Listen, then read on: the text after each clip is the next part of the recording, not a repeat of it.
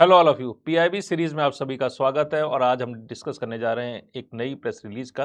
और बेसिकली आज की इस सीरीज में हम लोग डिस्कस करेंगे एक नहीं दो प्रेस रिलीज के बारे में। तो पहली प्रेस रिलीज जो है वो है एशियाटिक लॉयंस, जो एशिया में पाया जाने वाला शेर है। वो आज वर्ल्ड लॉयन डे है, 10 अगस्त को। तो वर्ल्ड लॉयन डे जो है वो 10 अगस्त को मनाया जाता है। और अब 10 अगस्त को ये बताया गया कि भारत में जो शेर हैं, एशियाई शेर, उनकी संख्या 523 से बढ़कर 891 हो गई। तो उसके बारे में ये एक प्रेस रिलीज जो है आज रिलीज की गई है और उसमें इसके बारे में बताया गया। तो पहली तो प्रेस रिलीज हमारी एशियाटिक लॉयन के बारे में। तो दूसरी प्रेस रिलीज है हमारी वो पैमाना। एक नई तरह का सिस्टम डेवलप किया गया है गवर्नमेंट ऑफ इंडिया की तरफ से। और ये क्या है कि ये जो इंफ्रास्ट्रक्चर के जितने भी प्रोजेक्ट चल रहे हैं, उन प्रोजेक्ट्स के बारे में इस पैमाना नाम का जो ये सिस्टम है, इसके द्वारा उन पे नज़र रखी जाती है, उनका डाटा लिया जाता है।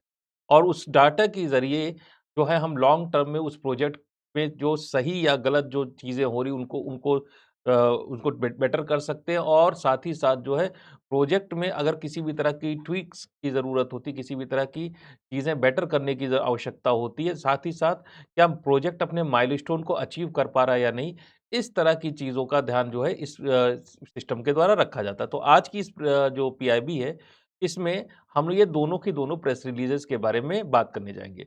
तो चलिए शुरू करते हैं पीआईबी प्रॉपर। तो जो दोनों हमारी प्रेस रिलीजेज़ है, उसमें पहली प्रेस रिलीज़ जो बात करेगी हमारी एशियाटिक लॉयंस के बारे में, एशिया के शेरों के बारे में। और जो दूसरी प्रेस रिलीज़ है, ये हमारी बात करेगी जो हमारे इंफ्रास्ट्रक्चर प्रोजेक्ट्स हैं, उन प्रोजेक्ट्स की निगरानी रखने के लिए जो डाटा निकलता है उन प्रोजेक्ट्स में से, उस डाटा की एनालिसिस करने के लिए एक पैमाना इनिशिएटिव बनाया गया ताकि ये प्रोजेक्ट सुचारू गति से चलते रहें। तो दोनों के दोनों प्रेस रिलीज़ेज़ आज की इस पीआईबी सीरीज़ में हम लोग डिस्कस करने जा रहे हैं। तो चलिए पहले बात कर लेते हैं भारत के एशियाई शेरों के बारे में। तो देखिए बड़ी इंटरेस्टिंग चीज़ है कि भारत में जो एशियाई शेर हैं, इनकी आबादी पहले जो 2015 में इनकी आबादी 523 हुआ करती थी, 523 मात्र 523। आज की तारीख में 2025 में जब हम जाते तो इनकी आबादी बढ़ के 891 891 हो गई। यानी कि इनका जो नंबर है वो पहले से ज़्यादा बढ़ा है। ये बड़ी इंपॉर्टेंट चीज़ है। दूसरी चीज़ अगर हम देखें कि जो इनका टेरिटरी है, जिस एरिया में रहते थे, तो 2020 में मात्र 30,000 स्क्वायर किलोमीटर में ये लोग रहते थे। आज की तारीख में अगर हम कहें तो इनकी जो टेरिटरी है वो 35,000 स्क्वायर किलोमीटर में फैल गई। यानी कि नंबर के साथ-साथ एरिया में ये शेर रहते हैं, एशियाई शेर रहते हैं, उसकी मात्रा भी पहले से ज़्यादा बढ़ी है। तो ये दोनों चीज़ें जो है पॉजिटिव साइन के तौर पर आता है। अब ये ऐसे तो हुआ नहीं है, इसको करने के लिए बहुत सारी चीज़ें हुई होंगी। तो क्या-क्या किया गया है ताकि ये संख्या और इनका एरिया बढ़ा? तो चलिए देखते हैं उसके बारे में। तो जो हमारे पीएम साहब हैं नरेंद्र मोदी, उन्होंने 15 अगस्त 2020 को, ये आपके एग्ज़ाम के लिए इम्पोर्टेंट है, भारत में प्रोजेक्ट लॉयन उसकी स्थापना की, उसको शुरुआत की थी। और उसके बाद जो है ये प्रोजेक्ट लगातार बढ़ता गया और आज की तारीख में हमें देख रहे हैं इस प्रोजेक्ट के परिणामों के फलस्वरूप इसकी वजह से लॉयन का जो एशियाई लॉयन है उनका एरिया, रहने का एरिया और उनकी संख्या लगातार बढ़ रही है। और ये पूरी तरह से पॉजिटिव साइन माना जाएगा भारत के लिए। इसके अलावा जो हमारे जो देश हैं, देश में अगर आप बात करें तो बहुत सारी चीज़ें होती हैं जिसमें आप देखेंगे कि जो हमारे जो शेरों की आबादी जब बढ़ी, इससे कई सारे फ़ायदे मिले। जैसे कि हैबिटेट एनहांसमेंट, जो हमारा जो शेर है, जो एशियाई शेर है, इसके जो आवास स्थान है उसमें उसकी मात्रा बढ़ी। भाई जो प्रोजेक्ट लॉयन हमारा है उसमें केवल एक चीज़ पे ध्यान नहीं दिया गया, एक से ज़्यादा चीज़ों पे। पहली चीज़, रहने की आबादी जो एरिया है उसको बढ़ाया जाए। दूसरा जो सबसे बड़ी प्रॉब्लम एशियाटिक लॉयंस में आती है कि इनमें डिजीज़ेज़ बहुत होती है, रोग होती है। तो डिजीज़ेज़ की मॉनिटरिंग करना, और इसी रोगों की वजह से बहुत सारे शेर जो है अल्पायु में मर जाते हैं। तो डिजीज़ की मॉनिटरिंग करना, और इसमें शब्द है वेटरनरी सपोर्ट। वेटरनरी सपोर्ट का मतलब है कि जो हमारे जो डॉक्टर हैं, जो पशुओं के डॉक्टर, उनके ज़रिए तुरंत जि डिज़ीज़ की पहचान करके शेर का उपचार करना ताकि उसकी मौत ना हो पाए और उनकी जो आबादी है, पॉपुलेशन है, वो स्टेबल बनी रहे। तीसरा है साइंटिफिक पॉपुलेशन एंड ट्रैकिंग। जैसे पग मार्क्स होते हैं, जो पैरों के निशान वगैरह होते हैं, उससे जो है हम शेरों की आबादी की ट्रैकिंग करते हैं। फिर जो आजकल की तारीख में जो हमारे आ गए हैं अलग-अलग तरह की टेक्नोलॉजी, जैसे जीपीएस है, जैसे सैटेलाइट है और पगमार्क्स हैं, अलग तरह के कैमरेज़ आ गए हैं, ट्रैप कैमरा आते हैं, तो उनके ज़रिए जो है शेरों की आबादी और शेर जो हैं, किसी क्षेत्र विशेष में उनकी जनसंख्या, उनका घनत्व ठीक ढंग से है कि नहीं, उसका उसकी पूरी एनालिसिस की जाती है। तो बहुत सारे पैरामीटर्स को ध्यान में रखा जाता है। इसके अलावा जो आस-पास के रहवासी हैं, जो वहाँ पे रहने वाले लोग हैं, उनका कम्युनिटी का इन्वॉल्वमेंट किया गया। ताकि इनकी आबादी ठीक ढंग से बढ़ पाए। बेनिफिट जितने भी पैदा हुए, चाहे जैसे मान लीजिए गिर नेशनल पार्क है हमारे यहाँ गुजरात में, वहीं पर ये पाए जाते हैं। पूरे भारत में एक जगह है दैट इज़ गिर नेशनल पार्क, जहाँ एशियाटिक लायन मिलते हैं। अब वहाँ पर जब इनकी आबादी बढ़ी तो आस-पास के क्षेत्र के जो लोग हैं, उनके साथ अच्छा होगा, जो पर्यटन की संभावनाएँ उस क्षेत्र में बढ़ती है, तो उससे जो बेनिफिट होता है, वो लोकल आबादी को भी मिलता है। प्लस जो बायोडायवर्सिटी प्रोटेक्शन है, यानी कि जो हमें पता है कि जो लायन है, जो शेर है, वो एक तरह की अम्ब्रेला स्पीशीज़। जब शेर जो एपेक्स प्रेडेटर जब जिस एरिया में, जिस जंगल में रहते हैं, उस जंगल में जो शाकाहारी हर्बीवोरस एनिमल्स हैं, जैसे कि हमारे डियर हैं, ये जो डियर जैसे जीव हैं या नीलगाय हैं, इस तरह के जो जीव होते हैं जिनकी ओवर पॉपुलेशन की वजह से जंगल को खतरा होता है कि पेड़-पौधे नष्ट हो सकते हैं ज़रूरत से ज़्यादा, तो उनकी पॉपुलेशन को ये बैलेंस बना के रखता है। तो इसलिए बायोडायवर्सिटी का प्रोटेक्शन भी इस वजह से होता है। तो ये यानी कि जो प्रोजेक्ट लॉयन है, ये एक एंगल पर काम नहीं करता, इसका इसका एक सिंगल डायमेंशन नहीं, इसके मल्टीपल डायमेंशंस हैं, जिस पर ये काम करता है। और इस वजह से अगर हम देखें, तो आज की तारीख में बहुत बड़ा सक्सेस के तौर पे ये प्रोजेक्ट निकला है। अब हम देखते हैं कि जो हमारा जो इसमें प्रोजेक्ट लाइन में जो मेन चीज़ थी, जिनकी सहायता से ये सक्सेस हुआ, तो यहाँ पे साइंस का बड़ा यूज़ किया गया है। जैसे कि इसमें जो जीपीएस का यूज़ किया गया था इसकी मॉनिटरिंग के लिए कि शेर का मूवमेंट कैसे हो रहा है, उसके कॉलर्स लगाए गए थे और उन कॉलर्स के ज़रिए 35,000 स्क्वायर किलोमीटर के भारी भरकम क्षेत्रफल में इन शेरों की आबादी को के ऊपर नज़र रखी गई, ताकि किसी भी तरह के इंसान और इन शेरों के बीच में किसी तरह का फ्रिक्शन या कॉन्फ्लिक्ट ना हो पाए। इस शेर की वजह से किसी का नुकसान हो जाए या किसी इंसान की वजह से शेरों का नुकसान हो, तो इस वजह से भी एक स्टेबल कंडीशन उस एरिया में बनी रहे। इसके अलावा जो डिजीज़ मॉनिटरिंग जो हम लोगों ने कहा था, सबसे इम्पोर्टेंट एस्पेक्ट था इस चीज़ का, कि जो एशियाटिक लॉयंस हैं अपने देश में पाए जाते हैं, इनमें डिजीज़ेज़ हो जाती हैं और इनको तुरंत ही इन डिजीज़ की पहचान करना, और इनमें तेज़ी से डिजीज़ फैलती भी है। तुरंत आइडेंटिफ़ाई करिए, अगर आइडेंटिफ़ाई डिज़ीज़ हो जाती है तो उस रोगी जो शेर है उसको आइसोलेट कर दीजिए, ताकि वो बीमारी दूसरे शेरों में ना फैले। तो प्रोटोकॉल पूरी एसओपी बनाई गई, स्टैंडर्ड ऑपरेटिंग प्रोसीजर्स बनाए गए, जिनके ज़रिए फिर ये आइसोलेट करके डिज़ीज़ेज़ का ट्रीटमेंट किया गया और इस तरह से इनकी पॉपुलेशन को स्टेबलाइज़ किया गया।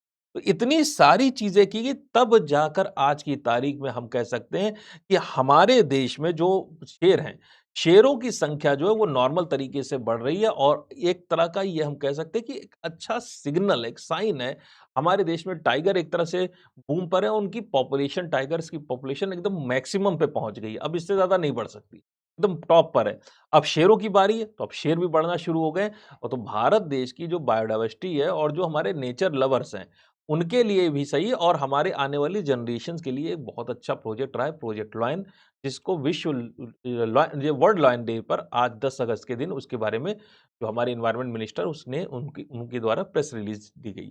तो ये थी हमारी पहली प्रेस रिलीज, जिसके बारे में हम लोगों ने डिस्कस किया। अब चलते हैं दूसरी प्रेस रिलीज के बारे में बात करते हैं। तो चलिए सेकंड प्रेस रिलीज देखते हैं, और सेकंड प्रेस रिलीज है, दैट इज पैमाना। पैमाना क्या चीज़ है?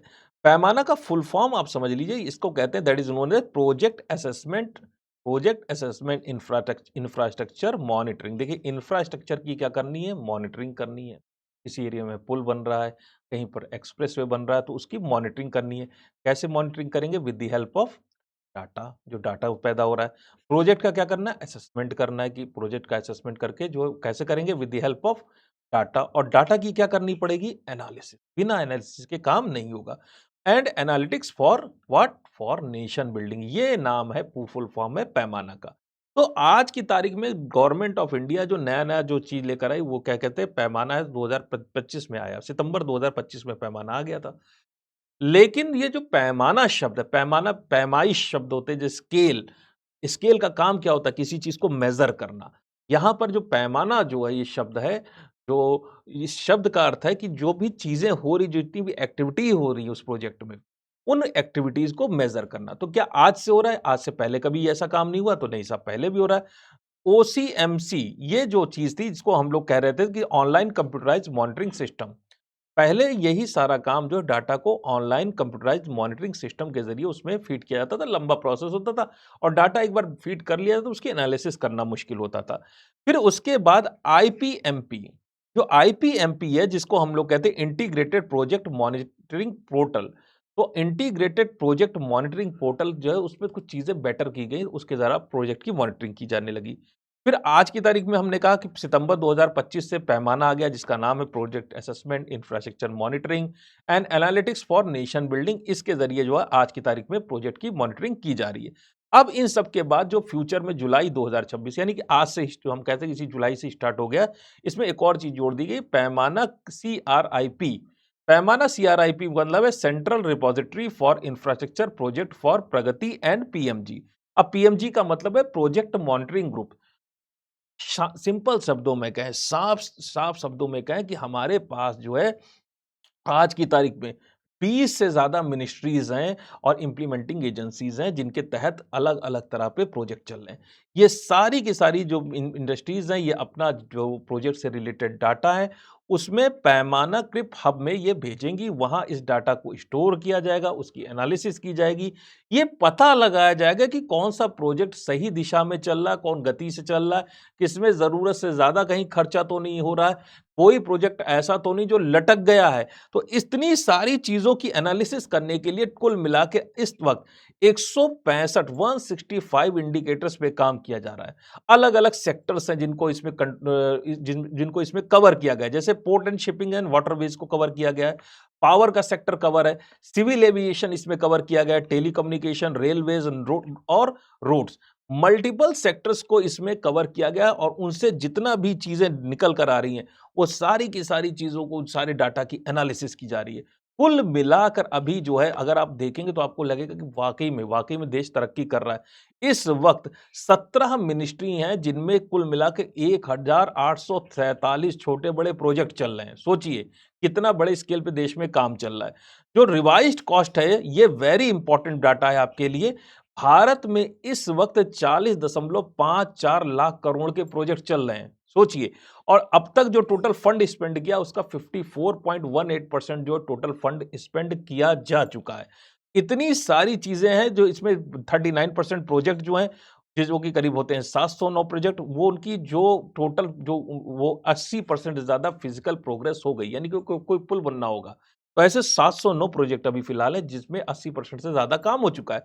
19% प्रोजेक्ट ऐसे हैं जिनमें 80% ज्यादा फाइनेंशियल वर्क हो चुका है।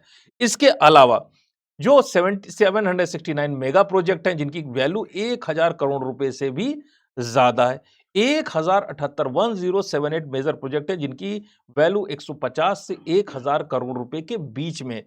इस तरह से भारत में काम हो रहा है। तो अब सोचिए, इससे हर प्रोजेक्ट में छोटा बड़ा मिला के कहीं सीमेंट की जरूरत है, कहीं मोरंग की जरूरत है, कहीं मजदूरों की जरूरत है, कहीं इंजीनियर्स की जरूरत है, कहीं काम तेजी से चल रहा है, कहीं काम पिछड़ा हुआ है, कहीं पर कैसा किस तरह से फंड्स का एलोकेशन हो रहा है, कहाँ यूज हो रहा है, इन सब चीजों का ध्यान जो है इसके द्वारा किया जा रहा है। अब आप देखिए, ध्यान दीजिए, जो हमारे सबसे ज्यादा प्रोजेक्ट है इस वक्त रोड ट्रांसपोर्ट एंड हाईवेज में चल रहे हैं, जो कि करीब करीब 9.89 लाख करोड़ के हैं, करीब करीब 1000 के आसपास प्रोजेक्ट हैं।